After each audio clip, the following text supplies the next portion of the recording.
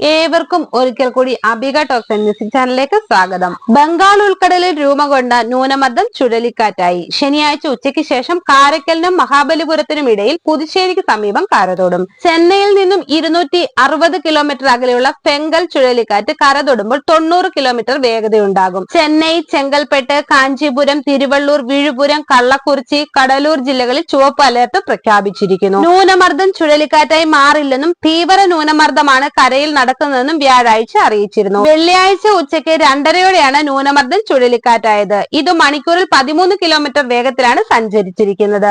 ശനിയാഴ്ച കരയോടടുക്കുമ്പോൾ മണിക്കൂറിൽ 90 കിലോമീറ്റർ വരെ വേഗതയുണ്ടാകും. കടലൂർ മുതൽ ചെന്നൈ വരെയുള്ള തീരങ്ങളിൽ കടൽ പ്രക്ഷുബ്ധമാണ്. കടൽക്കരയിൽ പോകരുതെന്നും അധികൃതർ അറിയിച്ചിട്ടുണ്ട്. ജനങ്ങൾ കഴിയുന്നതും വീട്ടിൽ തന്നെ കഴിയണം. കാറ്റിൽ വൈദ്യുതി കമ്പികൾ പൊട്ടാനും മരങ്ങൾ കടപുഴകാനും സാധ്യതയുണ്ട്. മിന്നലോടുകൂടിയ കനത്ത മഴയായിരിക്കും പെയ്യുക. എല്ലാ അത്യാവശ്യ സാധനങ്ങളും വീട്ടിൽ ശേഖരിച്ചു വെക്കണമെന്നും അധികൃതർ അറിയിച്ചു. മണിക്കൂറിൽ 90 കിലോമീറ്റർ വേഗത ഉണ്ടാകുന്നതിനാൽ കടലോരങ്ങളിൽ കനത്ത നാശനഷ്ടം ഉണ്ടാകാൻ സാധ്യതയുണ്ടെന്നും റവന്യൂ വകുപ്പ് അറിയിച്ചു.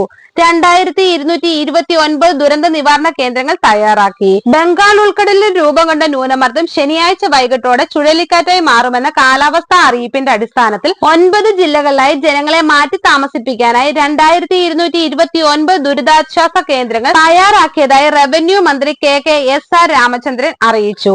നാഗപട്ടണം, മയിലാടുതുറൈ, തിരുവാരൂർ, തഞ്ചാവൂർ, കടലൂർ, ചെന്നൈ, ചെങ്കൽപ്പെട്ട്, തിരുവള്ളൂർ, കാഞ്ചീപുരം എന്നീ ജില്ലകളിലാണ് ദുരിതാശ്വാസ കേന്ദ്രങ്ങൾ തയ്യാറാക്കിയിട്ടുള്ളത്. നിലവിൽ തിരുവാരൂർ, നാഗപട്ടണം എന്നീ ജില്ലകളിലെ 6 കേന്ദ്രങ്ങളായി 164 കുടുംബങ്ങളിലെ 471 പേർ കഴിയുന്നുണ്ട്. ചുഴലിക്കാറ്റ് വീശാൻ സാധ്യതയുള്ള ജില്ലകളിലെ രക്ഷാപ്രവർത്തനത്തിന് ദേശീയ, സംസ്ഥാന ദുരന്ത നിവാരണ സേനകൾ സജ്ജമാണ്. ശനിയാഴ്ച ചുഴലിക്കാറ്റും മഴയും ഉണ്ടാകുമെന്ന അറിയിപ്പിന്റെ അടിസ്ഥാനത്തിൽ വെള്ളക്കെട്ടിൽ അകപ്പെടുന്നവരെ രക്ഷിക്കാൻ 806 ബോട്ടുകൾ, മണ്ണിടിച്ചിലുണ്ടായാൽ മണ്ണ് നീക്കം ചെയ്യാൻ 1193 JCBകൾ, വൈദ്യുത നിവാരണത്തിനായി 977 ജനറേറ്ററുകൾ എന്നിവ വിവിധ ജില്ലകളായി സജ്ജമാക്കിയിട്ടുണ്ട്.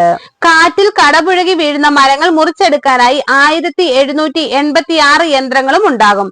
വെള്ളക്കെട്ടുണ്ടായാൽ പമ്പ് ചെയ്ത് നീക്കാനായി 2439 മോട്ടോർ സെറ്റുകൾ ഉണ്ട്. ന്യൂനമർദ്ദം ചുഴലിക്കാറ്റായി മാറി കരയിൽ കടക്കുമെന്നതിനാൽ കടലിൽ പോയ 4153 ബോട്ടുകൾ കരയിലേക്ക് തിരിച്ചെത്തിയതായി മന്ത്രി അറിയിച്ചു. ചുഴലിക്കാറ്റിനെ തുടർന്ന് മഴ പെയ്യാൻ സാധ്യതയുള്ള എല്ലാ ജില്ലകളിലും ശനിയാഴ്ചയും കളക്ടർമാരുടെയും എല്ലാ ജില്ലാ സൂപ്രണ്ടുമാരുടെയും നേതൃത്വത്തിൽ രക്ഷാപ്രവർത്തനങ്ങൾ ഏകോപിപ്പിക്കുമെന്നും മന്ത്രി നിർദ്ദേശിച്ചു.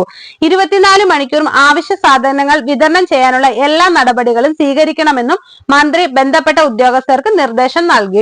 ചുഴലിക്കാറ്റ് ഭീതിയെ തുടർന്ന് അതീവ ജാഗ്രതയിൽ ചെന്നൈ നഗരം. സുരക്ഷ ഉറപ്പാക്കുന്നതിന്റെ ഭാഗമായി ചെന്നൈയിൽ നിന്നും പുറപ്പെടേണ്ട 16 വിമാന സർവീസുകൾ താൽക്കാലികമായി റദ്ദാക്കി. വിമാന സർവീസുകൾ നിർത്തിവെക്കുന്നതായി ഇൻഡിഗോയാണ് അറിയിച്ചിരിക്കുന്നത്.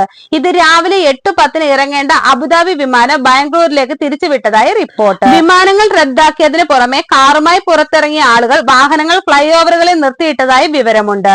ചുഴലിക്കാറ്റിന്റെ മുന്നറിയിപ്പ് നിലനിൽക്കുമ്പോൾ ചെന്നൈയുടെ വിവിധ മേഖലകളിൽ കനത്ത മഴ തുടരുകയാണ്. തെക്കു പടിഞ്ഞാറൻ ബംഗാൾ ഉൾക്കടലിൽ രൂപം കൊണ്ട ന്യൂനമർദ്ദം ശക്തി പ്രാപിച്ച് ഫെങ്കൽ ചുഴലിക്കാറ്റായി മാറിയതോടെ തമിഴ്നാട്ടിൽ ജാഗ്രത ശക്തമായി. ജില്ലയിലെ സ്കൂളുകൾക്കും കോളേജുകൾക്കും ഇന്ന് അവധി പ്രഖ്യാപിച്ചിട്ടുണ്ട്. തമിഴ്നാട്ടിലെ 7 തീരപ്രദേശ ജില്ലകളിൽ അതിശക്തമായ മഴയ്ക്ക് സാധ്യതയുള്ളതിനാൽ കാലാവസ്ഥാ വകുപ്പ് റെഡ് അലർട്ട് പ്രഖ്യാപിച്ചു.